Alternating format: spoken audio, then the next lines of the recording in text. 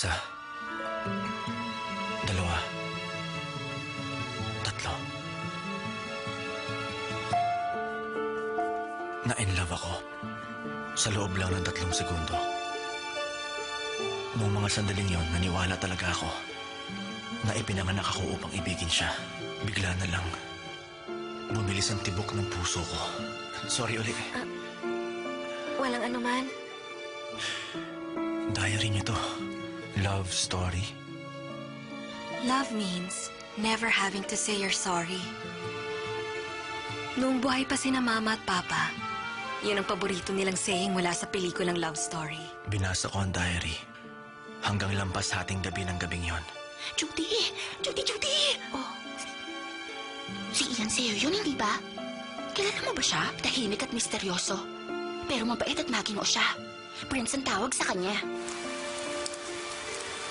Tungkol doon sa libro,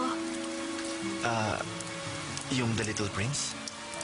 meron kasing tula doon na may linya na love has 2 faces of happiness and sadness. Siguro ang pag-ibig at ulan, pareho ng nararamdaman. Okay ka lang ba? Eto, kunin mo na to. Kailan ko pwedeng isoli ang payong na to sa'yo? May pelikula kasi. Anong pelikula? Love story. Matagal ko nang gustong mapanood yun. Kung ganon, gusto mo manood tayo nun?